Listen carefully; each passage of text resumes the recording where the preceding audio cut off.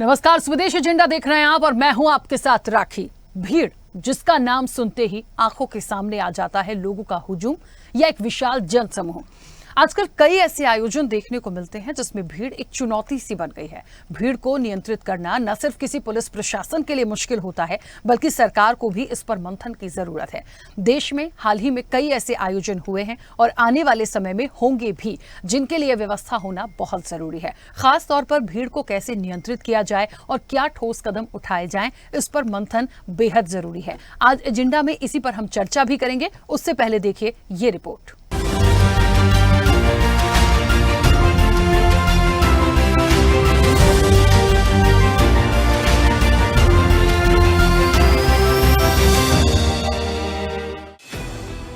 भारत और दुनिया भर में बड़े आयोजनों में भीड़ प्रबंधन के लिए विभिन्न व्यवस्थाएं अपनाई जाती हैं।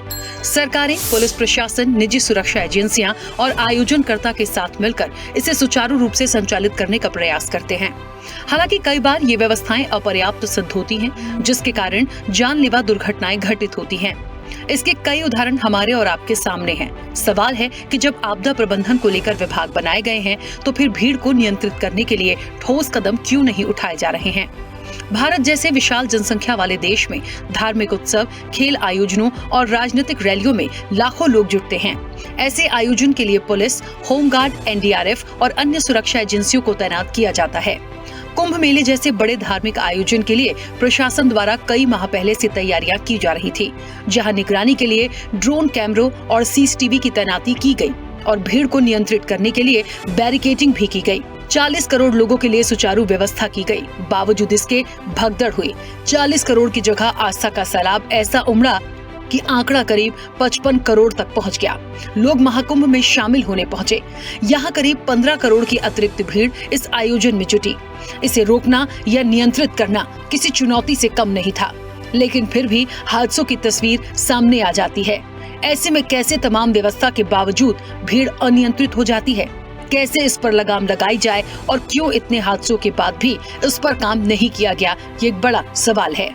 विश्व के विभिन्न विकसित देशों में भीड़ प्रबंधन के लिए अत्याधुनिक तकनीकों का इस्तेमाल किया जाता है।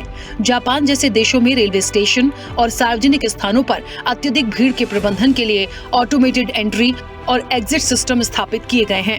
संयुक्त राज्य अमेरिका और यूरोपीय देशों में स्टेडियम, एयरपोर्ट और धार्मिक स्थलों पर भीड़ नियंत्रण के लिए एआई आधारित कैमरे, आपातकालीन अलर्ट सिस्टम और प्रशिक्षित सुरक्षाकर्मी मौजूद रहते हैं।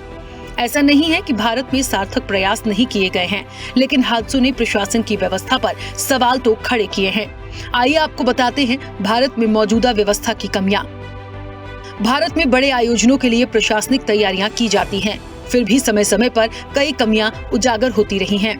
भीड़ के लिए पर्याप्त निकासी मार्ग नहीं होते, जिससे भगदड़ की स्थिति उत्पन्न होती है। दिशा निर्देश प्रदान करने और अफवाहों से निपटने के लिए सुदृढ़ तंत्र का अभाव देखा जाता है। धार्मिक और राजनीतिक आयोजनों में अनुशासनहीनता बढ़ने पर पुलिस को भीड़ नियंत्रित करने में कठिनाई होती है। अत्याधुनिक तकनीक का सीमित उपयोग किया जाता है, जिससे भीड़ की रियल टाइम निगरानी कठिन हो जाती है। आपातकालीन स्थितियों में त्वरित चिकित्सा सहायता की कमी के कारण घायलों की संख्या बढ़ जाती है। बड़े आयोजनों में भीड़ प्रबंधन कोई आसान कार्य नहीं है।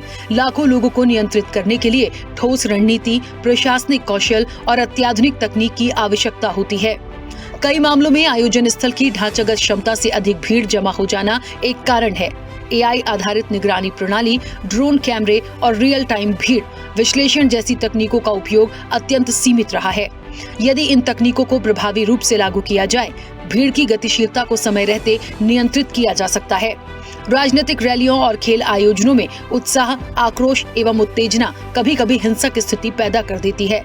अफवाह भी एक प्रमुख समस्या है, जो दुनिया के विभिन्न भागों में भगदड़ का कारण बनी है। भीड़ नियंत्रण में प्रशासनिक लापरवाही भी एक बड़ी समस्या है। कई बार पुलिस और आयोजनकर्ताओं के बीच समन्वय की कमी होती है, जिससे सुरक्षा चूक की स्थिति बनती है। बड़े आयोजनों में भीड़ प्रबंधन एक जटिल एवं चुनौतीपूर्ण कार्य है, जिसका उद्देश्य केवल व्यवस्था बनाए रखना नहीं, बल्कि मानव जीवन की सुरक्षा सुनिश्चित करना भी है। वर्तमान में प्रचलित भीड़ प्रबंधन प्रारूपों में कई खामियां हैं, जो घटनाओं की भयावहता को बढ़ाती हैं। यदि कुछ महत्वपूर्ण कदम उठाए जाएं, तो भीड़ प्रबंधन को अधिक प्रभावी और उत्तरदायी बनाया जा सकता है। स्मार्ट तकनीक का व्यापक इस्तेमाल, ड्रोन और सीसीटीवी कैमरे, एआई और बिग डेटा एनालिटिक्स, कड़े सुरक्षा और प्रशासनिक उपाय, स्थलों की योजना और डिजाइन, आपातकालीन टीमों का गठन, थर्ड पार्टी और निजी सुरक्षा एजेंसियों का सहयोग, प्रशिक्षण और जागरूकता अभियान, सुरक्षा निर्देशों और आपातकालीन मार्गों की जानकारी, अफवाहों पर नियंत्रण, नियम और कानून का सख्त होना, आयोजकों की जिम्मेदारी और सुरक्षा नियमों की कठोर निगरानी। कुल मिलाकर भीड़ को रोकना और उसे नियंत्रित करना एक चुनौती है। सरकार हर समस्या से निपटने के लिए कानून बनाती है, टीम गठित करती है। वर्तमान स्थिति को देखते हुए गंभीरता के साथ इस पर काम करने की जरूरत है, ताकि भविष्य में होने वाले आयोजनों में बेकाबू भीड़ से कोई परेशानी न उठानी पड़े। चैनल हेड आरपी श्रीवास्तव के साथ एग्जीक्यूटिव एडिटर राखी वर्मा की रिपोर्ट।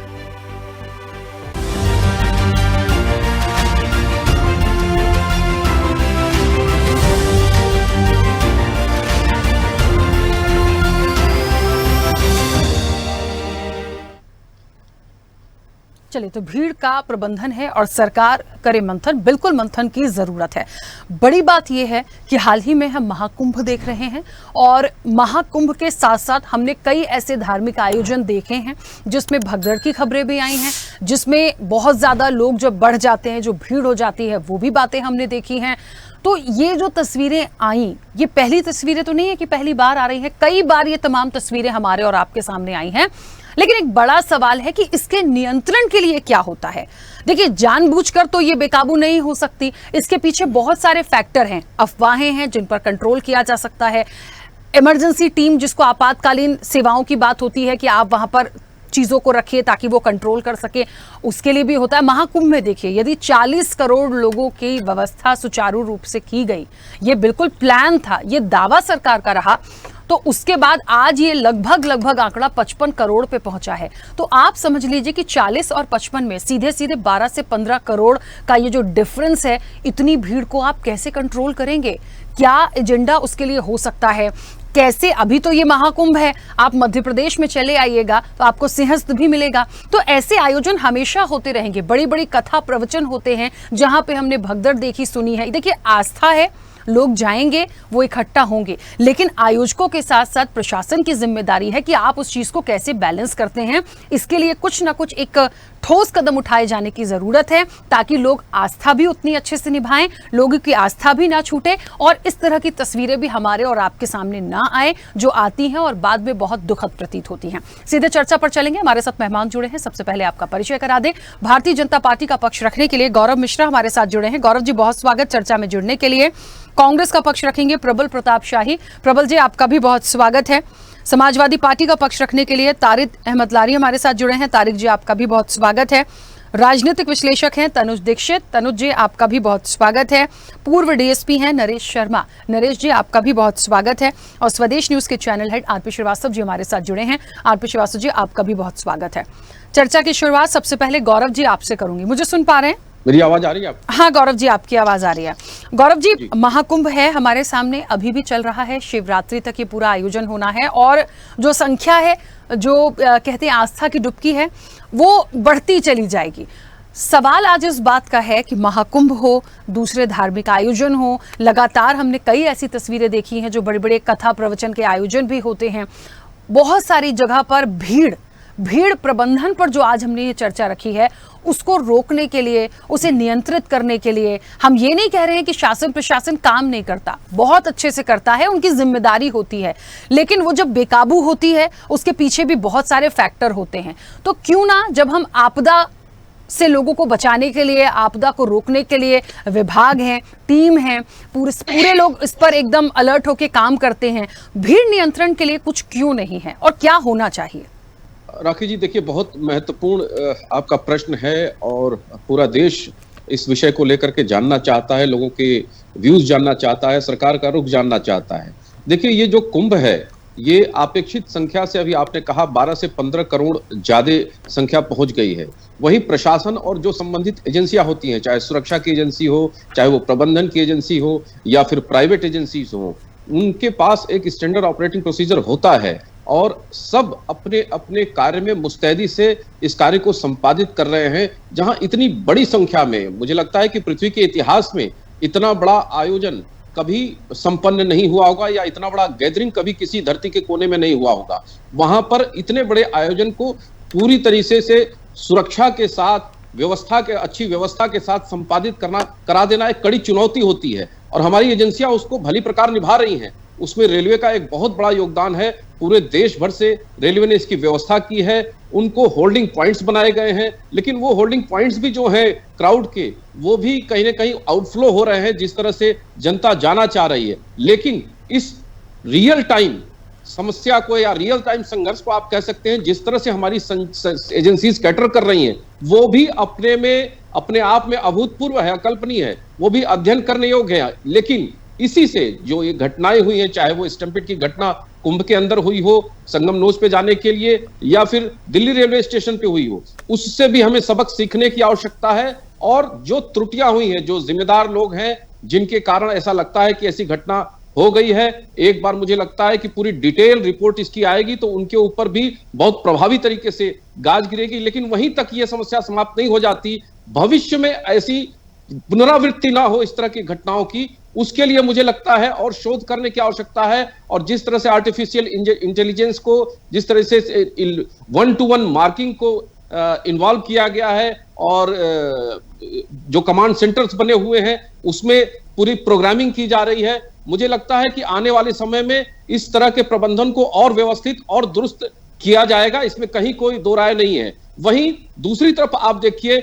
इस आयोजन में जिस तरह से जन समुद्र उमड़ा है सनातन का, वो कहीं ना कहीं विपक्ष के माथे पर बल जो है पड़ना शुरू हो गया है और इसको अपमानित करना, कलंकित करना, ऐसे बयान दिए जा रहे हैं। मृत्यु कुंभ है, कोई कह रहा है कुंभ से कोई लेना देना है, कुंभ क्या होता है, इस तरह के बयान मुझे लगता है कि देश के सनातनियों के साथ एक बहुत बड़ा प्रहार है, उनको अपमानित करने का कि ये साजिश है।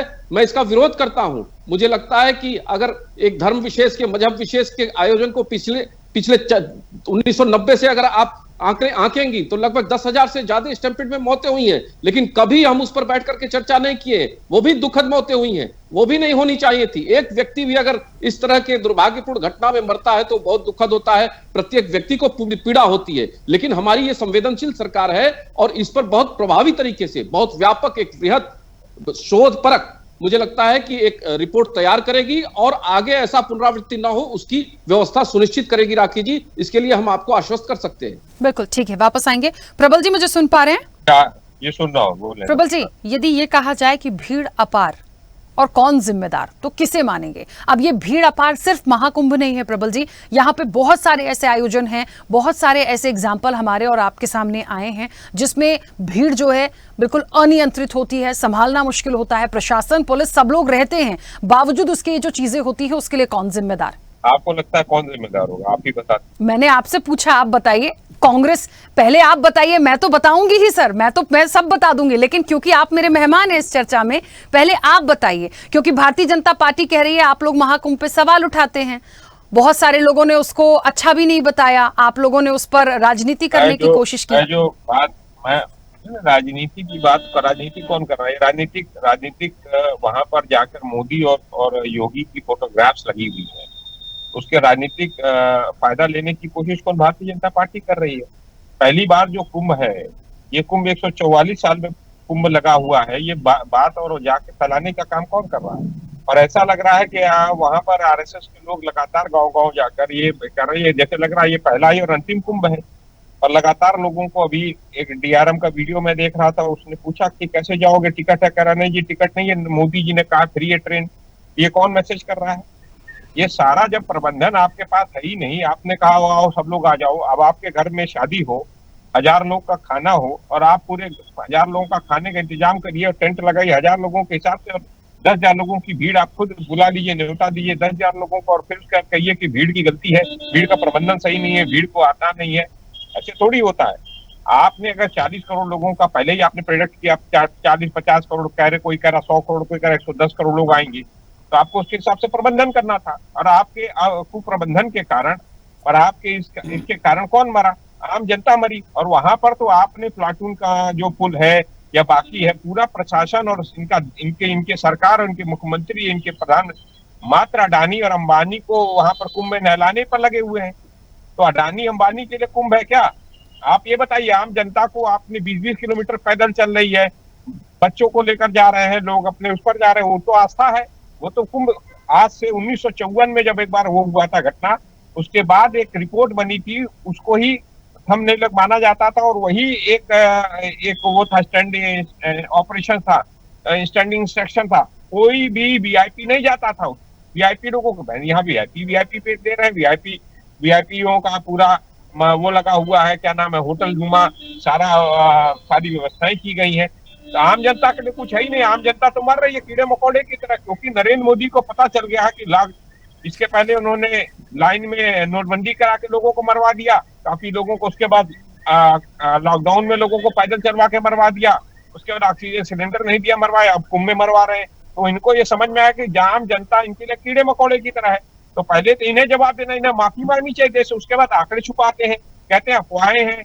अरे भगदड़ का प्रबंधन तुम नहीं कर पा रहे हो, भीड़ का प्रबंधन तुम कर नहीं सकते, देश को तुम सही रास्ते पर ले नहीं सकते, विदेश नीति तुम्हारी फेल, घरेलू नीति तुम्हारी फेल, आर्थिक नीति तुम्हारी फेल, और उसके बाद तुम कह दोगे भीड़ का, अब ये कह देंगे भीड़ की दोषी है, लोग दोषी हैं। लोगों को बुलाया किसने? पूरे देश के तमाम व्यापारियों को, बड़े बड़े व्यापारियों को, बड़े बड़े को किसने इन्विटेशन दिया? किसने जाके कहा कि वीवीआईपी व्यवस्था है, 1-1 लाख रुपए का टेंट लगा हुआ है? आप बताइए, आम जनता के लिए रहने सोने की जगह नहीं है, और आप जो है सबको बुलाते जा रहे हो, और आप बुलाते जा रहे हो। अब आप ट्रेनें फ्री कर दिए हो, ट्रेनें जो है आपके हिसाब से फ्री है, तो सब चल रहा है, तो लोग जा रहे हैं। अब लोग जा रहे हैं तो तुम्हारे पास प्रबंधन नहीं है, जब प्रबंधन नहीं है तो लोग मर रहे हैं, तो फिर तुम दोष दे रहे हो विपक्ष को। विपक्ष क्या करेगा? विपक्ष गया था क्या? तुमने तो सबको वहां पर देखिए, जिन मुसलमानों को ये गाली देते थे, उन्होंने झूंसी के इलाके में अपना मस्जिद खोल कर लोगों को भोजन कराया, नाश्ता कराया, लोगों को खाना खिलाया। तुम तो उनका भी प्रबंधन नहीं कर पा रहे, उल्टा लोग जिनको तुम गालियां देते, जिसको तुमने बहिष्कार कर दिया, वो लोग जाके तुमको खाने नाश्ता करा रहे। कांग्रेस पार्टी अपनी व्यवस्थाएं कर रही, लोगों को नाश्ता पानी करा। तुमने क्या किया? तुम तो बस लूट रहे हो, लोगों को मार रहे हो, उसके अलावा कर कह रहे हो। ठीक है प्रबल जी, अंबानी अडानी को बस पैसा लेकर बस नहलाने का काम करवाते हो, चलिए, और उसके बाद भीड़ को तुम कहते हो, खुद जो है बेईमानी करते हो, लोगों को मरवाते हो। ठीक है, वापस आऊंगी। तारिक जी मुझे सुन पा रहे हैं? एक बार भी भाजपा के आदमी ने कहा कि हमसे गलती हुई, हमें माफी मांगनी चाहिए? अरे क्यों नहीं? अरे लोगों को एंडरसन को भगा दिया तुम लोगों ने, उसके लिए माफी मांगा क्या? 3000 लोगों को मरवा दिया तुम लोगों ने भोपाल में, माफी मांगा क्या कभी? सोनिया गांधी ने माफी मांगा, राजीव गांधी ने माफी मांगा, क्या बात कर रहे हो? 3,500 सिखों को मरवा डाला, कभी माफी मांगा क्या? चितपावनी ब्राह्मणों को मरवा डाला, कभी माफी मांगा क्या? कश्मीर से पंडितों को मरवा डाला, कभी माफी मांगा क्या? चले हो माफी मंगवाने, कैसी बातें कर रहे हो? बदतमीज कहीं। अरे माफी तुम मांगो पहले, देश को मरवाने वाले, कत्लेआम करवाने वाले माफी की बात कर रहे हो। माफी तो मोतीलाल नेहरू ने मांगा था, माफी तो जवाहरलाल नेहरू ने मांगा था। कौन भागवत को मांगनी चाहिए? सुनो, देश का लिखित है, ऑन रिकॉर्ड है, जाकर के देखो, पहले अपना इतिहास पढ़ो। देश के गद्दार तुम लोग, देश को बेचने का काम तुम लोगों ने किया, बर्बाद किया देश को तुम लोगों ने। आज भी दुकान खोल करके तुष्टिकरण लगा रखे हो। सर मुझे तो ऐसा लग रहा है आप लोगों की बात सुन के कि महाकुंभ भी हो रहा है, तो मतलब लोगों की आस्था है, लोगों की भी अपनी जागरूकता होनी चाहिए इन तमाम चीजों के लिए। मोदी जी एक एक का हाथ पकड़कर तो लेकर गए नहीं है। सॉरी, मैं थोड़ा सा खरा बोलूंगी, बट सुनिए उसको। हम किसी एक व्यक्ति को या एक सरकार को दोषी नहीं ठहरा सकते ना। बहुत सारी सरकारों के समय पे महाकुंभ हुए, ऐसा नहीं है कि सिर्फ भारतीय जनता पार्टी महाकुंभ कराती है, लेकिन हमें ये भी देखना पड़ेगा कि गवर्नमेंट यदि एडवर्टीजमेंट देती है, यदि वो व्यवस्था 40 करोड़ की लगती है और उससे ज्यादा आंकड़ा बढ़ गया है, तो उसके लिए क्या व्यवस्था आप कर सकते हो? हम उस पे बात कर रहे हैं, हम इस पे बात नहीं कर रहे हैं कि बुला के लोगों को मारा गया है, किसी को डुबो के डुबकी नहीं लगवाई गई है सर वहां पे। इस चीज को भी तो समझिए आप लोग। करते हो, लोगों को मरवाते हो। अरे अपना देखो, सुपड़ा साफ हो गया है। चलिए ठीक है, प्लीज गौरव जी, प्रबल जी, एक मिनट रुकिए। तारिक जी, उसके बाद भी जनता जा रही है तुम लोग के भ्रम। तारिक जी, पहली बार तो महाकुंभ नहीं हो रहा, और मैंने शुरुआत में एक बात बोली है, उस चीज को ध्यान रखिए। मैं सिर्फ महाकुंभ पे चर्चा नहीं कर रही हूँ सर, बड़ी बड़ी कथा आयोजन होते हैं, वहां भगदड़ हो जाती है, लोगों की जान चली जाती है, भीड़ बढ़ जाती है। भाई 1 लाख लोगों की यदि वहां पर व्यवस्था है और 2 लाख पहुंचेंगे तो ये चीजें होंगी, तो कैसे उन चीजों को बैलेंस किया जाए, कैसे इस नियंत्रण को रोका जाए? जब पता है, आस्था है, लोग आएंगे, उस पर हम एक सुझावपूर्ण इस चर्चा को कर रहे हैं। आप लोग तो झगड़े पे उतर रहे हो। तारिक जी, जरा ये की आवाज डाउन कर दीजिए, बहुत देर से सुन लिया, मैं कुछ बोल लूं। आवाज डाउन करा दीजिए मैडम, फिर मैं आगे बोलूं। बोलिए तारिक जी, नहीं डिस्टर्ब होगा आपको। देखिए, मसला ये है कि ये महाकुंभ साल में 12 साल में 13 साल में एक बार आता है, हर साल कुंभ होता है। इन लोगों के पास बहुत टाइम था, ये रामराज का महाकुंभ था। और यहाँ के राजा जी ने, जो संत भी अपने आप को कहते हैं कि हम धर्म की सेवा करने के लिए और धार्मिक सदगुरु उसके लिए और ये करने के लिए वो करने के लिए बैठे हैं, तो उनको सबसे पहले ये काम सुधारना चाहिए था। चलिए, हमारे टाइम पे होगा, लेकिन हमारे टाइम पे भी भगदड़ मची तो रेलवे स्टेशन पर मची थी मैडम। कुंभ महाकुंभ में नहीं मची थी, ऑन द स्पॉट नहीं मची थी, वहां मची थी जहां पे केंद्र सरकार की जिम्मेदारी थी, हमारी जिम्मेदारी नहीं थी। वहां पे आरपीएफ की जिम्मेदारी थी। यहाँ तो सीधे सीधे स्टेट पुलिस की, स्टेट गवर्नमेंट की जिम्मेदारी थी। इन्होंने क्यों नहीं किया उसका इंतजाम? इन्होंने इंतजाम किया है, इनका कहना हमने 100 करोड़ लोगों का इंतजाम किया है। कह रहे हैं कि 40 करोड़ आए, लेकिन मुझे अंदाजा है कि 10 करोड़ से ऊपर लोग नहीं थे। टोटल आए गए जितने भी हैं, अगर 100 करोड़ और 40-45 करोड़ आ जाते मैडम, पूरा इलाहाबाद बर्बाद हो जाता, रौंद दिया जाता। क्योंकि इनका कहीं भी व्यवस्था नहीं है, इनके पास ट्रेनिंग ही नहीं है। अब तो ये रामराज लाए थे, तो रामराज के हिसाब से इनको, राम जी के उसके हिसाब से इनको वो करना चाहिए था। क्या राम जी के टाइम पे महाकुंभ नहीं होता था? बिल्कुल होता था, क्योंकि उससे पहले का महाकुंभ है, उससे पहले का समुद्र मंथन है, जिसकी अमृत की बूंद यहाँ संगम पे गिरी थी। कोई राम जी के टाइम पे तो गिरी नहीं थी, और पहले गिरी थी, त्रेता युग में गिरी थी या द्वापर युग में गिरी होगी, मुझे याद नहीं है, उस समय गिरी थी। तो उसका इंतजाम तो इनको करना चाहिए था ना, वो तो इंतजाम किया नहीं। चलिए ये छोड़िए, आप आइए दिल्ली की भगदड़, क्या हुआ वहां पे, चलिए वो भी छोड़िए। आप आइए जो मैनपुरी इटावा, कहां पे वो भगदड़ हुई, एक आदमी के खिलाफ एफआईआर दर्ज की गई, वहां के प्रबंधन और बाबा के खिलाफ क्या कार्रवाई हुई? अरेस्टिंग तक नहीं हुई, अरेस्टिंग तक नहीं हुई। ऐसा क्या बाबाओं से लगाव है कि वो कुछ भी करते रहे, आपको आप बिल्कुल खुली छूट देकर रखे हुए हैं? तारिक जी, इसको कैसे रोका जा सकता है? मुझे एक सुझाव के तौर पे भी बताइए, कैसे इसको रोका जाए? जब तक के आप प्रबंधन समिति नहीं बनाएंगे प्रॉपर और ट्रेनिंग नहीं देंगे, भैया तो आर्मी लगा देते हैं। आप आर्मी से ही ट्रेनिंग ले लीजिए कि प्रबंधन कैसे करना है, लोगों को आने जाना का रास्ता कैसे खाना। पीपे का पुल इतने सारे बनाए, आपने सारे पुल बंद कर दिए और सिर्फ 2 पुल चालू रखे। आपको वो भी सिस्टम मैनेज करना है कि इस समय इतने लोग जाएंगे, उधर से इतने लोग आएंगे, इधर से उतने जाएंगे, उधर से इतने आएंगे। आपको ये मैनेज करना सीखना पड़ेगा, इसकी ट्रेनिंग। अब फिर आपके पास 12 साल का समय है, ठीक है, फिर समय है अधिकारियों के पास। अधिकारी नहीं बदलेंगे, सरकार बदल जाएगी, अधिकारी नहीं बदलेंगे। मैडम, अगर आप सोचें कि ये अधिकारी बदल जाएंगे तो ये अधिकारी नहीं बदलेंगे। ये अधिकारी, हाँ ये होगा कि ये अधिकारी दाखिले दफ्तर, हमारी सरकार आई, ये अधिकारी सब दाखिले दफ्तर में होंगे साहब, कोई कहीं बैठा होगा, कोई कहीं बैठा होगा, कोई कहीं बैठा होगा। लेकिन प्रबंधन सारे अधिकारियों को, सारे कर्मचारियों को सीखना जरूरी है। अगर आप इलाहाबाद में कर रहे हैं तो आपको सीखना पड़ेगा। हम लोगों के भी इतने बड़े बड़े होते हैं। अभी देखिए महाराष्ट्र में हुआ, अब यहाँ राजस्थान में होने जा रहा है, बहुत बड़ा है। पुलिस की बहुत छोटी सी व्यवस्था होती है, हम लोग खुद व्यवस्था करते हैं, हम लोग मेंटेन करते हैं, हम लोग उसका प्रबंधन करते हैं। मजाल है हम लोग का इज्तिमा, हम लोग के जमात के उसमें लाखों लाख लोग आते हैं, लाखों लाख लोग, लाखों तो हम लोग सिर्फ टॉयलेट बनाते हैं। ठीक है, तनुज जी मुझे सुन पा रहे हैं? तनुज जी, हाँ तनुज जी, मुझे यहाँ पर एक बात, जो हम भीड़ प्रबंधन को लेकर बात कर रहे हैं, मैं बार बार एक चीज पर फोकस कर रही हूं, सभी मेहमानों को कह रही हूं, हम सिर्फ एक महाकुंभ को सेंटर पॉइंट लेके नहीं चल रहे हैं। हम उन सारी चर्चाओं पर आज बैठे हैं जो हमने देखी। कई ऐसी बड़ी कथा प्रवचन होते हैं, लोग पहुंचते हैं, वहां भी हमने कई बार देखा है भीड़ इतनी बढ़ जाती है। किसको जिम्मेदार माना जाए? भाई जो आयोजन करता है उसकी भी जिम्मेदारी होती है, प्रशासन की भी होती है, लोगों को भी थोड़ी जागरूकता रखनी होगी। देखिए, बात आस्था पे हम नहीं सवाल उठा सकते, लोगों को जाना है वो जाएंगे, लेकिन यदि कैपेसिटी 1 लाख लोगों की है और 2 लाख पहुंच जाए, अब आप यहां जिम्मेदार किसको मानेंगे और इसके लिए क्या हो सकता है? देखिए, मुझे लगता है कि जिस तरीके से ऐसे जब भीड़ वाले प्रोग्राम कार्यक्रम होते हैं, उस समय से ही प्रबंधन को एक स्ट्रिक्ट वे में डिसीजन लेने की आवश्यकताएं होती है। उस समय जो रिजर्वेशन, रोड के जो ट्रैफिक कंट्रोल और साथ में जो फ्लाइट की बुकिंग्स हैं उनको भी सीमित कर दिया जाना चाहिए।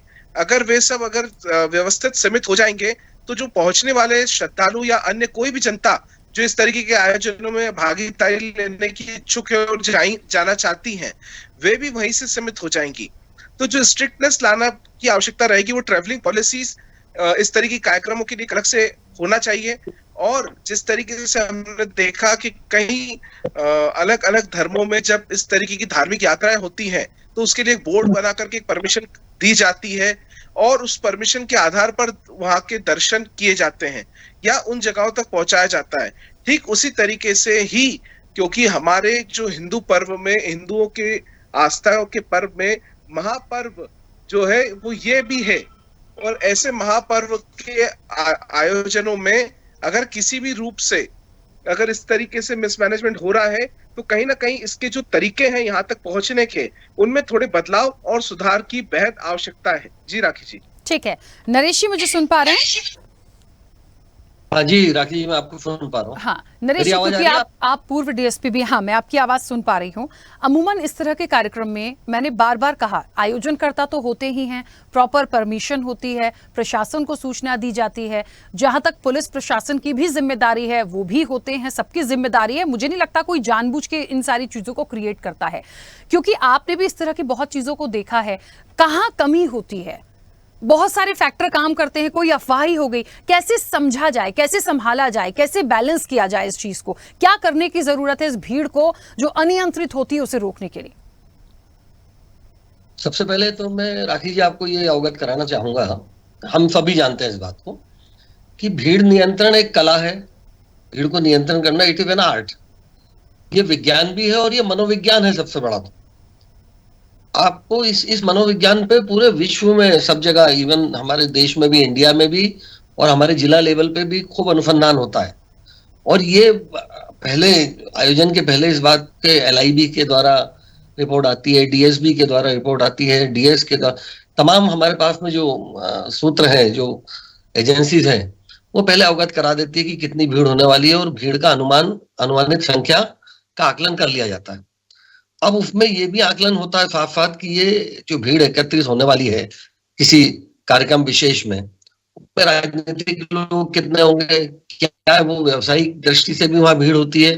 लोग अपने दुकानें लगाते हैं, खोमचे लगाते हैं, पैदल चलने वाले व्यवसायिक लोग होते हैं, छोटे छोटे व्यापारी लोग होते हैं, वो भी एकत्रित होते हैं। धार्मिक भीड़ तो होती ही है, जैसा हमारे कुंभ का जो महाकुंभ का आयोजन हुआ है उसमें धार्मिक भीड़ भी हुई है, भारी प्रचार प्रसार हुआ है, तमाम माध्यम से इस कुंभ का प्रचार प्रसार हुआ और अनुमानित भीड़ से अधिक जो भी संख्या एआई के द्वारा गिनी जा रही है, तो जितनी अनुमानित भीड़ थी उससे भी ज्यादा भीड़ हो गई है। और ये सब पूरी की पूरी भीड़ न केवल एक प्रकार की भीड़ थी, ये तमाम प्रकार की भीड़ है। भीड़ के जितने भी प्रकार हैं, जैसे मनोरंजन की भीड़ भी है वहां, कुछ लोग तो मनोरंजन के लिए भी गए। आनंद और अवकाश शनिवार इतवार को देखिए आप, सैटरडे संडे को बहुत जोरों से भीड़ हो रही है, तो वो अवकाश और आनंद की भीड़ भी है वहां। राजनीतिक भीड़ इसलिए हो रही कि वीआईपी का आगमन हुआ, माननीय प्रधानमंत्री महोदय गए, मुख्यमंत्री महोदय वहां जाते ही, चूंकि उनकी स्टेट जाहिर है, महामहिम राष्ट्रपति महोदया गई और कई प्रांतों के मुख्यमंत्री भी गए, तो वहां राजनीतिक भीड़ भी हुई। राजनीतिक व्यक्तियों के लिए अलग से उन्होंने कॉरिडोर बनाया, वो भी बनाना बहुत आवश्यक है क्योंकि वीआईपी की सिक्योरिटी भी हमारे लिए अत्यंत महत्वपूर्ण है। आध्यात्मिक भीड़ तो है ही, वो आध्यात्मिक विषय। अब हमने ये भी देखना चाहिए, ये भी आकलन करना चाहिए और किया गया कि किस लिंग के कितनी महिलाएं आएंगी, कितने पुरुष आएंगे, कितने वृद्ध आएंगे, कितने बच्चे आएंगे, इन सबका आकलन किया गया होगा। क्योंकि ये बात ये सुनिश्चित है कि इस महाकुंभ में जितनी भीड़ आई, विश्व के किसी भी ये कहा जाए आयोजन में इतनी भीड़ कभी नहीं देखी गई होगी। प्रश्न ये उठता है कि क्या हमने उसके घनत्व का, कितनी डेंसिटी में भीड़ होगी, उस घनत्व का आकलन किया था कि नहीं किया था? निश्चित रूप से किया होगा। फिर निकासी की क्या व्यवस्था थी? अगर भीड़ में कोई आपातकाल स्थिति निर्मित हो जाती है तो वहां पे भीड़ को उनको एग्जिट करने के लिए निकासी की क्या व्यवस्था थी? अब मैं पर्टिकुलर उस दिन की घटना के बारे में जिक्र करना चाहूंगा जिस दिन स्टैंपिंग हुई और लोग कुचल गए और उनकी मृत्यु होगी, दुखद उनका निधन हो गया। प्रश्न ये कि वो लोग वहां क्यों सो रहे थे, उनको सोने की अनुमति क्यों दी गई? जब हम जानते हैं कि सवेरे 5 बजे हमारे यहाँ बड़ा स्नान होना है, वहां उनको फिर बैरिकेड जो लगे थे, बैरिकेडिंग के पास भी व्यवस्था होनी चाहिए थी। उस व्यवस्था कहीं ना कहीं तो चूक हुई, अन्यथा ऐसी घटना की संभावना नहीं थी। अभी मैं जब ब्रेक में हम गए थे तो मैं कैप्शंस पढ़ रहा था इसमें, रेलवे के सीपीआरओ बोल रहे हैं कि नहीं नहीं, ये हमारी पुष्टिकारक बयान नहीं है। एक बता रहे हैं कि वो 16 नंबर प्लेटफॉर्म पे गाड़ी आ रही है, ऐसा अनाउंसमेंट हुआ और लोग वहां से भागे और दिल्ली में इस बात को लेकर भगदड़ मची, रेलवे स्टेशन पर घटना हुई। प्रश्न है कि आपको ये सुनिश्चित करना चाहिए कि अगर आप जो कुंभ के लिए वाहन चला रहे हैं, जो रेलगाड़ी आपकी जा रही है कुंभ के लिए, उसका एक बार जहां भीड़ एकत्रित हो रही है उसको वो प्लेटफॉर्म सुनिश्चित करना चाहिए।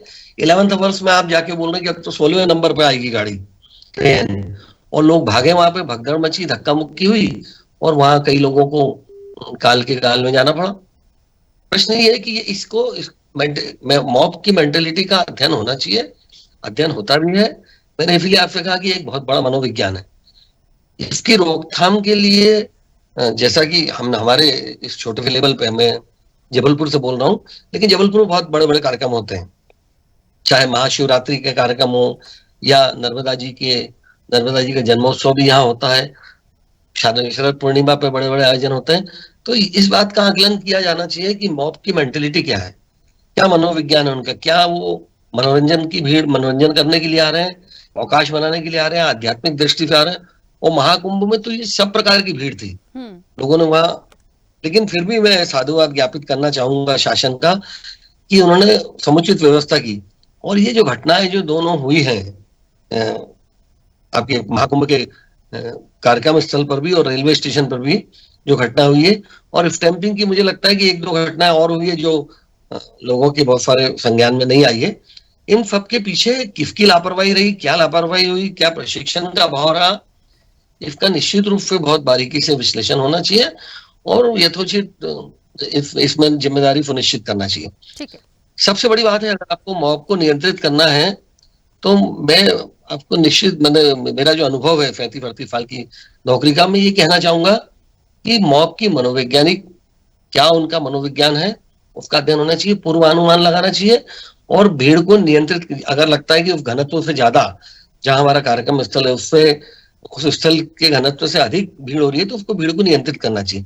प्रचार प्रसार भी ऐसा किया जाना चाहिए जो लोगों को आकर्षित तो करे। निश्चित रूप से सनातन धर्म का आयोजन है या अन्य किसी धर्म का आयोजन है और धर्म लाभ को कि हमारे ग्रंथों के अनुसार वहां पे प्राप्ति होती है और लोगों तक हम अपना संदेश पहुंचाना चाहते हैं तो पहुंचाया जाए, किंतु ये भी ध्यान रखना चाहिए कि जितनी व्यवस्था है वो व्यवस्था के पार भीड़ का घनत्व ना बढ़े, अन्यथा ये दुर्घटना होगी और जो अत्यंत दुख का कारण होगी।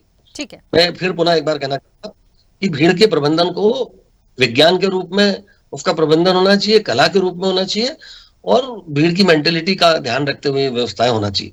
ठीक है, कहीं ना कहीं चूक। ठीक है, मैं बीच में रुकूंगी सर। आरपी श्रीवास्तव जी, 2-3 बातें सुझाव के तौर पर जो आ रही हैं, लेकिन मूल प्रश्न जो है, कौन करेगा इसको? हम सुझाव तो ला रहे हैं, हम सामने ला रहे हैं, ये भी कह रहे हैं कि जानबूझ करके कोई नहीं करता, लेकिन स्ट्रिक्ट तो होना पड़ेगा। मैं बार बार उस जगह पे जाती हूँ, सिर्फ महाकुंभ एक हिस्सा नहीं है, बहुत सारी जगह भगदड़ देखी है, बहुत सारे धार्मिक आयोजन होते हैं, बहुत सारे जुलूस निकलते हैं, हर चीज़ की एक परमिशन होती है, प्रशासन लगता है, आयोजनकर्ता की जिम्मेदारी होती है, जागरूकता लोगों में भी होनी चाहिए। लेकिन यदि एक कैपेसिटी एक लिमिटेड जगह की है और लोगों की आस्था भी जुड़ी है, तो या तो आप व्यवस्था कर लीजिए या तो आप उनको रोक दीजिए, नहीं तो फिर ये तस्वीरें आएंगी। तो करें क्या इसके लिए? नहीं, देखिए राखी जी, जिस तरह की बातें हैं भीड़ के प्रबंधन की, अभी हमने डीएसपी साहब को सुन रहे थे हम लोग, उनका भीड़ का मनोविज्ञान भी समझने की जरूरत है। हमें लगता है कि ये जो मनोविज्ञान इस बार था महाकुंभ का, आप देखिए आस्था को लेकर के था, आस्था का मनोविज्ञान मान लीजिए। लोगों में आज की डेट में ये सोचने के लिए मजबूर है कि हम क्यों नहीं कुंभ जा रहे हैं, और ऊपर से अगर व्यवस्था, जहाँ तक उत्तर प्रदेश सरकार का सवाल है, मैं व्यक्तिगत रूप से जानता हूँ, मेरी मुलाकात भी हुई जिस समय ये जो है गृह सचिव और उनके और लोगों से, तो उस समय जो बात हो रही थी उन्होंने पूरी तैयारी किया था। वो सोच रहे थे कि इसको इस तरह से मैकेनाइज करें कि ताकि इस तरह की कोई घटना दुर्घटना नहीं हो। कोई भी सरकार हो, चाहे राज्य सरकार हो, केंद्र सरकार हो या किसी दल की सरकार हो, कतई नहीं चाहेगी कि वहाँ इस तरह की दुखद दुर्घटनाएँ हों। लेकिन रही बात प्रबंधन की, देखिए इस तरह के आयोजन होते रहे हैं और होते रहेंगे। हो सकता अब तो ये जो ट्रेंड चला, जैसे अभी बताया ना कि कुछ लोग गए थे मनोरंजन के हिसाब से भी गए थे। तब पहले लोग आस्था के हिसाब से जाते, अब मनोरंजन के भी हिसाब से जाते हैं और कई प्रयोजन से भी चले जाते हैं। तब वो पहले जैसी भीड़ नहीं है कि लोग आस्था से गए और आप उसको मैनेज करें। अब तो भीड़ बढ़ेगी और आने वाले समय में आप देखेंगे कि जब भी इस तरह के आयोजन होंगे तो एक जो है लोगों में अट्रैक्शन होता है। दूसरा, सोशल मीडिया देख लीजिए, इसके अलावा जो सरकारें खुद इसका प्रसारित करती हैं। आपने देखा होगा कि उत्तर प्रदेश सरकार ने 40 करोड़ का तो पहले अनुमान लगा दिया। जब भीड़ ओवरफ्लो हुई, ये चली गई 55 में, अब 15 करोड़ की अगर मान लीजिए संख्या हम मान भी लें, हमें नहीं पता कि ये आंकड़े कितने सही कितने गलत हैं, लेकिन अगर 15 करोड़ लोगों का अगर ओवरफ्लो होता है तो आप सोचिए कितनी बड़ी आबादी का ओवरफ्लो हो रहा है और उसको किस तरह से मैनेज करेंगे। आपने देखा होगा कि सरकारें जो है इन आयोजनों को रोक नहीं सकती। दूसरी सबसे बड़ी बात है, जैसे कथाओं में भी भगदड़ मच जाती है, लोगों की दुखद मृत्यु हो जाती है, और भी आयोजन होते हैं। और हमारे कुछ तो ऐसे आयोजन हैं जैसे दुर्गा पूजा के समय है और भी समय में जब भीड़ इकट्ठा होती है, जुलूस निकलते हैं। अभी एक जो हमारे सपा के प्रवक्ता बोलते हैं, उनके जो है कार्यक्रम जो होते हैं, इल्तिमा होते हैं, उनमें क्या होता है, उनमें भी भारी संख्या में लोग आते हैं। सवाल है कि वहाँ ट्रेनिंग किसको देना चाहिए। तो हमें लगता है कि दो तरह का प्रयास होना चाहिए। सरकार को पहले से तय कर लेना चाहिए कि ये मान के प्रयास करना चाहिए। जैसे सड़क है, आपने आज की डेट में जो सड़क बनाएगा 10 साल बाद आबादी में क्या उस पर क्राउड होगा, कितने व्हीकल बढ़ जाएंगे, इन सारी चीज़ों को तो कम से कम उसको एस्टिमेट करना चाहिए, उसका पूर्वानुमान होना चाहिए। तो इन चीज़ों को भी राखी देखना होगा। और दूसरी सबसे बड़ी बात है कि सोशल, जिसे अभी आपने एक जगह कहा था कि प्रशिक्षण और जागरूकता अभियान, हमें लगता है कि एक जिम्मेदारी वहाँ के स्थानीय लोगों पर भी सौंपने की ज़रूरत है। जो लोग जो उनके यहाँ आ रहे हैं, एक अतिथि के रूप में आ रहे हैं, उनकी जिम्मेदारी बनती है कि उस भीड़ को जो है एक तरह से नियंत्रित करने के काम में सहयोग करें, किसका, शासन प्रशासन का। तो ये मिला जुला है, सरकार, प्रशासन और वहाँ के नागरिक, ये सब मिल करके अगर इस दिशा में आगे बढ़ेंगे तो हमको लगता है कि आने वाले समय में इस तरह की घटनाएं थोड़ा कम होंगी। और वैसे घटना के बारे में कोई कुछ कह नहीं सकता, लेकिन इतना ज़रूर है कि इस पर नियंत्रण लगाया जा सकता है, सिवाय इसके कि आप जो सरकार उनको रोक दे। कैसे रोक देगी सरकार? आस्था को रोकने की तो हमको लगता है किसी सरकार में हिम्मत नहीं है। लोग जा रहे हैं नहाने तो जाएंगे ही, अगर कुंभ में स्नान करने जा रहे हैं तो उनको रोकेंगे कैसे? ये तो आस्था का विषय है। लेकिन उनकी तैयारी होनी चाहिए कि किस तरह से उनका नियंत्रण करें। और शायद यही वजह है कि आने वाले समय में सरकार को सोचना होगा। आपने देखा है एनडीआरएफ डिपार्टमेंट है, आपदा प्रबंधन का, इस तरह के भीड़ प्रबंधन पर भी सरकार को सोचने की ज़रूरत है। आज बहुत सारे टूल्स आ गए हैं, एआई है, इसके बाद आप देखें मॉनिटरिंग है, ड्रोन मैपिंग है, तमाम चीज़ें ऐसी चीज़ें हैं जिनके माध्यम से आप जो है इन चीज़ों को कंट्रोल कर सकते हैं। तो अब पहले से ज़्यादा बेहतर स्थिति है।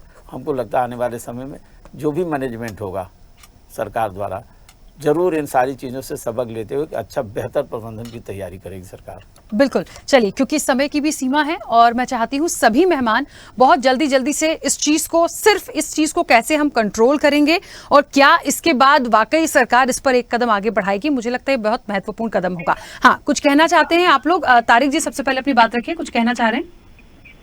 देखिए, जो अभी हमारे साथी ने कही है वो ड्रोन निगरानी कर सकते हैं, लेकिन सबसे पहले ये जो लाट साहब लोग बैठे हैं जिनको आज के डेट में सबका माई बाप कहा जाता है, आईएएस और आईपीएस, जो सबको, चाहे जनता हो चाहे जो हो, मैं आज विधायक हूं या मैं आज मंत्री हूं तो मेरे आके सारी फर्शी सलाम करेंगे, लेकिन जैसे ही मैं हटूंगा तो वो दूसरे की चौटकारता करेंगे। सबसे पहले तो इनको जो है इन लोगों से काम लेना सरकार को सीखना चाहिए कि इनसे काम लेना। डीआईजी आज बहुत बड़े लाट साहब है, वो कुछ करेंगे ही नहीं, लेकिन उनको सारा स्टाफ दिया जाएगा, सबको दिया जाएगा, ड्राइवर भी, चपरासी भी, बाबू भी, उनको जूता पहनाने वाला भी, अर्दली भी, उनका खाना पकाने वाला भी, उनके कुत्तों को टहलाने वाला भी, उनको बच्चों को सरकारी गाड़ी से स्कूल छोड़ने लाने ले जाने वाला भी। तो इस तरह की हरकतें बंद करते हुए पहले इनकी ट्रेनिंग करवाई जाए, चाहे वो इस समय 59 साल के जो सीनियर आईएएस आईपीएस होगा उनकी भी ट्रेनिंग करवाई जाए, क्योंकि हो सकता है अभी 6 महीने साल भर के बाद फिर कुंभ तो आई है, उस कुंभ में भी हो सकता है भीड़ हो, तो उसके लिए भी उनको ट्रेनिंग कराई जाए कि कैसे होता है। सिपाही वगैरह तो आप ट्रेन कराते हैं, अधिकारियों की ट्रेनिंग मस्ट है। अधिकारी ट्रेनिंग लेता ही नहीं है, जाके बाद चाय पीता है, कोल्ड ड्रिंक पीता है, रात में अपने ही पुलिस क्लब में जाता है, ड्रिंक लेता है। और आज मैंने ये किया सर वाली चमचागिरी का काम करता है वहां पे अपने सीनियर अधिकारी के, तो उनको जरूर सबसे पहले कंट्रोल करना सिखाइए, उनको ट्रेनिंग करना सिखाइए, चाहे उसके लिए आपको बाहर से आदमी अपॉइंट करना पड़े। बाहर ना भेजिए, विदेश ना भेजिए, विदेश से बुलाकर यहाँ ट्रेनिंग कराइए, क्योंकि विदेश में तो 100 लोगों की ट्रेनिंग होगी, यहाँ पे 1000 लोगों की ट्रेनिंग होगी। विदेश में जो एक मोहल्ले की आबादी है, विदेश में तो पूरे देश की आबादी है। जो हिंदुस्तान में एक मोहल्ले की आबादी है, विदेश में पूरे देश की आबादी है। तो वहां आपका भीड़ कंट्रोल ट्रेनिंग नहीं, भीड़ कंट्रोल ट्रेनिंग इंडिया में, और भीड़ कंट्रोल ट्रेनिंग गौरव जी, भीड़ कंट्रोल ट्रेनिंग के नाम पे लाठी बचाती है पुलिस और अधिकारी। हाँ ठीक है तारिक जी, एक सेकंड, गौरव जी कुछ कहना चाह रहे हैं और आपकी बात भी उन्होंने सुनी होगी, तो इस पर कितना काम हो सकता है वो गौरव जी ही बताएंगे। गौरव जी। राखी जी, जो अधिकारी जो एजेंसी काम कर रही हैं, चाहे वो जिस भी विभाग के हैं, बहुत अहर्निश, बहुत परिश्रम करके आज 55 करोड़ लोगों को सफलतापूर्वक पुण्य स्नान कराया हम लोगों ने। और जिस तरह से अभी ये कह रहे थे कि लाख लाख लोगों की भीड़ होती है इनके कार्यक्रमों और कुछ नहीं होता है, 2000 से ज्यादा लोग स्टैंपेड में मर गए थे मक्का में, उस पर क्या बोलेंगे यार? पिछले 3 दशक से 10,000 से ज्यादा लोग स्टैंपेड में मरे हैं मक्का मदीना के हज यात्रा में, उस पर ये क्या बोलेंगे? उस पर तो नहीं कुछ बोल पाएंगे। हाँ, जो बिना भेदभाव के, बिना भेद, इनके रहमो करम से कोई IAS नहीं बनता है, इनको इनके रहमो करम से कोई IPS नहीं बनता है, इन्होंने नहीं बनाया है, वो कठिन परिश्रम करके आए हैं, तब वो आज उस लायक है। ये किस लायक है? ये गुंडागर्दी कराने लायक है, अपने शासनकाल में वही कराते थे, कट्टे बांटते थे, गुंडों के बल में थाने चलाते थे, इसलिए इस तरह की भाषा बोल रहा है। और वहां बिना भेदभाव के एक देश का सबसे बड़ा उद्योगपति भी स्नान कर रहा है और देश का सबसे गरीब व्यक्ति भी स्नान कर रहा है। कोई किसी की जात नहीं पूछ रहा है, कोई किसी का मजहब नहीं पूछ रहा है, कोई किसी की भाषा नहीं पूछ रहा है। आखिर ये जो उपलब्धि हुई है उससे पेट में मरोड़ पड़ रही है, उससे सर मुझे ऐसा लगता है एक सुझाव के तौर पर बहुत सारे लोगों ने अपनी बात रखी है कि कैसे हम उस चीज का प्रबंधन कर सकते हैं, सरकार इस पर एक कदम आगे बढ़ाए, तो वो मुझे लगता है बिल्कुल करेगी जब इस तरह के सुझाव आते हैं तो, और करना भी चाहिए, वो बात हो रही। लेकिन ले देके आप लोग एक दूसरे पर आक्षेप क्यों लगाने लगते हैं? अरे मौत प्राप्त करवाइए ना, आप लोग खुद प्राप्त करिए भाई, आपका अपराधियों के बल पे थाने चलाते थे, आपका प्रधानमंत्री ठीक है, नरेश जी कुछ कहना चाह रहे हैं, हाँ बोलिए सर। आप लोगों ने शैलेंद्र सिंह को बंद कर दिया था इसी नाम पर, मुख्तार अंसारी के नाम। ठीक है तारिक जी और गौरव जी प्लीज थोड़ा सा आप लोग अलग चले गए, प्लीज एक सेकंड रुक जाइए। अरे आप भी बॉक्स प्राप्त करिए भाई, क्या बात कर रहे हैं? तारिक जी प्लीज एक सेकंड रुकिए, नरेश जी कुछ कहना चाह रहे हैं, नरेश जी बोलिए। मैं प्रबल बोल रहा हूँ, प्रबल प्रताप शाही बोल रहा हूँ। हाँ प्रबल जी आप बोलिए, एक्चुअली नरेश जी ने भी समय मांगा था। ठीक है नरेश जी एक सेकंड रुकूंगी सर मैं, प्रबल जी पहले आप बोलिए। हाँ मेरा वीडियो ऑन कर दीजिए, वीडियो आप लोग दिखा नहीं रहे हो, जनता देखना नहीं चाहती आपको। हाँ मैं ये कह रहा था कि जिस तरीके से ये भारतीय जनता पार्टी वाले अपना और RSS वाले अपनी कमियों को छुपाने की कोशिश कर रहे हैं, वो भीड़ को ही दोष दे रहे हैं, विपक्ष को दोष दे रहे हैं। विपक्ष का क्या दोष है और भीड़ का क्या दोष है, लोगों का क्या दोष है? जब तुमने वहां बुलाया है, अपने यहाँ बुला लिया, आ जाओ आ जाओ आ जाओ, ट्रेन खाली है, ट्रेन में बैठ जाओ, फ्री ट्रेन में आ जाओ। RSS वाले घूम घूम के पूरे देश भर में गाँव गाँव घूम घूम के कह रहे हैं 50 करोड़ आ जाओ, 100 करोड़ आ जाओ, Guinness book of world record बनाना है। और उसके बाद जब लोग आ गए तो तुम्हारी हैसियत नहीं है, तुम्हारी क्षमता नहीं है कि तुम लोग कर पाओ प्रबंधन, लोगों को मरवा दिया। और तुम इसके लिए जिम्मेदार नरेंद्र मोदी को इस्तीफा दे देना चाहिए, अमित शाह को इस्तीफा दे देना, रेल मंत्री को, और योगी आदित्यनाथ को इस्तीफा दे देना चाहिए। और ये मक्का हिंदुस्तान में प्राप्त करना चाहिए वहां जाकर। अरे जाके करो ना, अभी गुणगान तो उसी का कर रहे थे, मजहब विशेष का ही तो गुणगान कर रहे थे कि ये खिलाया वो खिलाया। गुणगान तो तुम लोग करते दिन भर रात भर, हिंदू मुस्लिम हिंदू, वही तो गुणगान कर रहे थे, उसी का खोमचा रेहड़ी लगा करके बेच रहे थे। इसके अलावा कोई काम है तुम्हारे पास? तुम्हारे पास कोई और काम है? अरे तुष्टिकरण वोट के सौदागर अभी भी सब पूरे देश से सफाया हो गया है, पूरे देश से सफाया हो गया है। तुम लोग नरेंद्र मोदी है, योगी आदित्यनाथ है, अरे वो है अमित शाह है, क्यों नहीं इस्तीफा दे रहे हो? अरे मोक्ष प्राप्त करना है तो इस्तीफा क्यों दे? अरे मोक्ष है तुम्हारे रहमो करम से थोड़ी बने हैं वो देश के गृह मंत्री, देश के प्रधानमंत्री। अरे लोकतांत्रिक तरीके से चुनाव लड़ो। सर आप लोग तो राजनीतिक रूप से ही झगड़ा कर रहे हैं, मुझे तो ऐसा लग रहा है जैसे एक माह को एक ही सरकार ने करा लिया और सिर्फ खामियां निकालनी है, अलग तरीके से इस चर्चा को ले गए थे। नरेश जी कुछ कहना चाह रहे हैं, अब उन्हें अपनी बात रखने दीजिए, बोलिए नरेश जी। सपने देखो। नरेश जी बोलिए। मैं ये कहना चाहूंगा कि इस आयोजन के उपरांत दो प्रकार के लोग होंगे हिंदुस्तान में। एक वो लोग जिन्होंने जो 1/3 यानी 50 करोड़ लोगों में जो होंगे जिन्होंने स्नान कर लिया है, और शेष वो लोग होंगे जिन्होंने कतिपय कारणों से, भीड़ की वजह से या अपने व्यक्तिगत किसी भी कारण से वो स्नान करने नहीं जा पाए। जितने भी लोगों ने स्नान किया है उनकी संख्या विश्व की कई देशों से अधिक है। अगर वहां ये आयोजन हुआ है और सफलतापूर्वक आयोजन हुआ है, या जो भी आपकी दृष्टि में जिस प्रकार का भी आयोजन हुआ है, उसको संपादित कराने वाले आईपीएस और आईएएस अफसर ही हैं। वही ऑफिसर हैं जिन्होंने अच्छी ट्रेनिंग प्राप्त की, अच्छा प्रशिक्षण प्राप्त किया और अपने अधीनस्थ भेजा है, और उसके बाद में ये आयोजन हुआ है। ये जो दुर्घटना, उनका प्रशिक्षण दिख रहा है, अत्यंत दुखद है। इनकी पुनरावृत्ति नहीं होना चाहिए। इसके लिए मैंने आपको पहले भी बताया कि भीड़ के मनोविज्ञान पे कार्य होना चाहिए और प्रशिक्षण में अच्छी कड़ाई से प्रशिक्षण होना चाहिए। ठीक है, और इसको नरेश जी मैं रोकूंगी सर, क्योंकि समय की सीमा है। तनुज जी जल्दी से अपनी बात रखिएगा। देखिए, कुल मिलाकर के ये एक राजनीतिक रूप से देखा जा रहा है, लेकिन ये एक जनता की जिंदगी के लिए, जनता की सुरक्षा के लिए, जनता के जिस तरीके से जो वहां पर कहीं भी जहां पर भगदड़ मचती है, वहां की अव्यवस्थाओं के लिए, उन सब बातों के लिए बेहद गंभीर और चिंतनीय विषय है जो आज स्वदेश ने उठाया है। कहीं ना कहीं उन विषयों पर ध्यान देकर के राजनीति से परे बतौर एक मार्मिकता और इंसानियत के साथ इस दिशा में काम करने की आवश्यकता है, ताकि आने वाले समय में और ऐसी कोई घटना ना हो, जनहानि ना हो और किसी की अमूल्य जान इस तरीके से ना जाए। ठीक है, चलिए, क्योंकि समय की सीमा है, मुझे इस चर्चा को रोकना पड़ेगा। आप सभी का बहुत शुक्रिया इस चर्चा में जुड़ने के लिए। देखिए, भीड़ का प्रबंधन है, सरकार करे मंथन करने की जरूरत है। राजनीतिक रूप से पक्ष विपक्ष है, नोकझोंक होगी, आरोप प्रत्यारोप इनके चलते रहेंगे, लेकिन इस चर्चा का जो मूल रूप से एक सवाल था और जो चिंता थी कि इस तरह के जो आयोजन होते हैं लगातार आगे भी होंगे, ऐसा नहीं है कि अब आयोजन खत्म हो गए, अब कभी नहीं होंगे, हमेशा होते रहेंगे, तो वहां पर इस तरह की तस्वीरें ना आए। भीड़ को कैसे आप प्रबंधन करेंगे, कैसे नियंत्रित करेंगे, उसको लेकर एक ठोस कदम उठाए जाने की जरूरत है। सरकार को सोचना चाहिए कि आगे इसके लिए आप समितियां बनाइए, प्रबंधन करिए, प्रबंध समितियां बनाइए, ताकि इस तरह की जो तस्वीरें भगदड़ वाली आती हैं वो सामने ना आए और लोग भी परेशान ना हो। देखिए, इस पर कितना काम होता है आने वाले समय में देखेंगे। फिलहाल चर्चा में इतना ही। बने रहिए स्वदेश न्यूज के साथ, सबसे पहले देश। ऐसे ही वीडियोस के लिए लाइक करें, शेयर करें, फॉलो करें, YouTube पर जाकर सब्सक्राइब कर बेल आइकन दबाना ना भूलें और ताजा अपडेट्स के लिए स्वदेशलाइव.com पर जरूर जाएं।